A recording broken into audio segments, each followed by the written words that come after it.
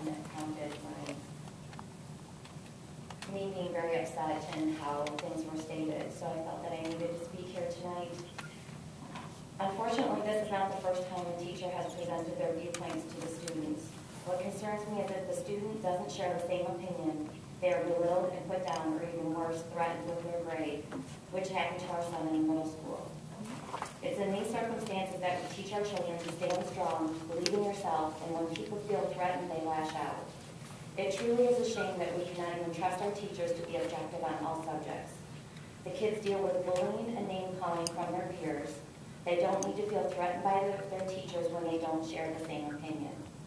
Our kids are sent to school under the assumption they will be educated in English, history, math, science, and other subjects, not to have an opinion-based education.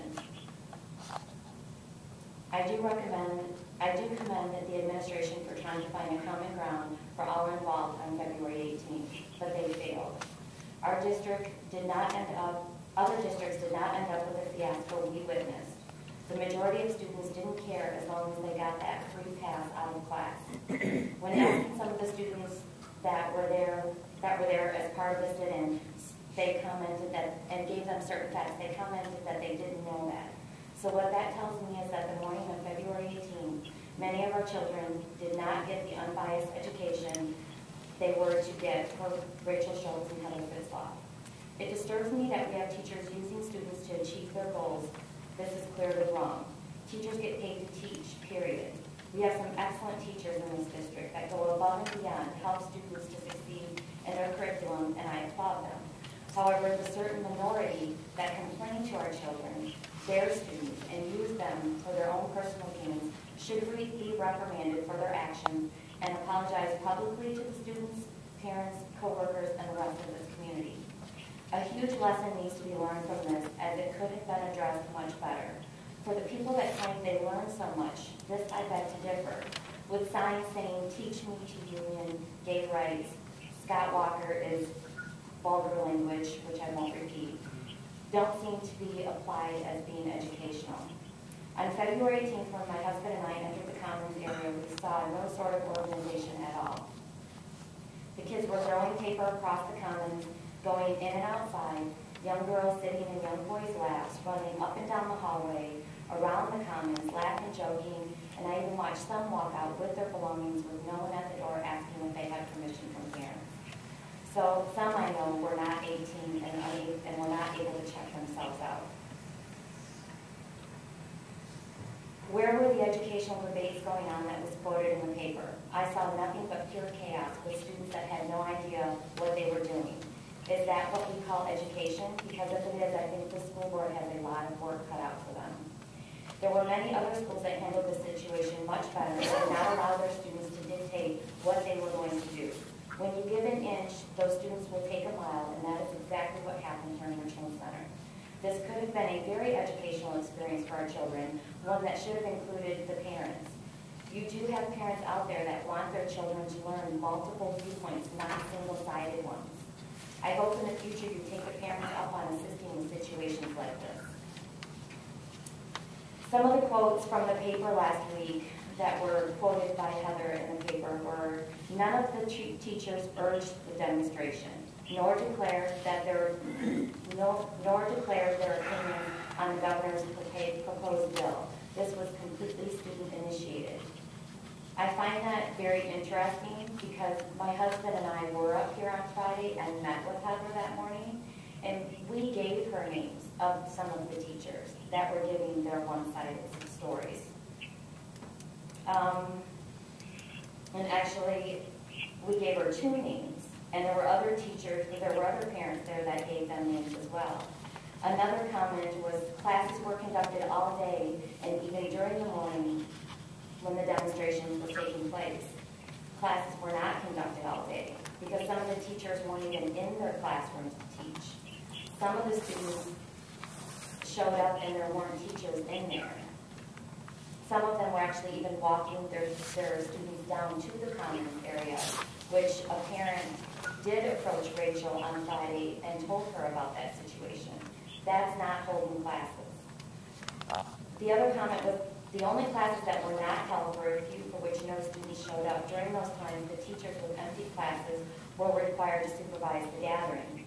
I do recall seeing one other teacher besides our assistant principal down there, and she's actually the teacher that physically walked her class down to the commons area after stating to them that she did not want to be in there teaching them. She wanted to be down in the commons, so why don't they come down and protest and support their teachers? Which I find very inappropriate. Another comment was I was not aware of teachers sharing their opinions with students, which, again, I will tell you, we gave them the names. And our teachers were very professional throughout. The majority of the teachers were professional, but you have a handful of teachers that were not professional. So my question to the school board is, when was this interview taking place? When were these comments made by Heather to the paper?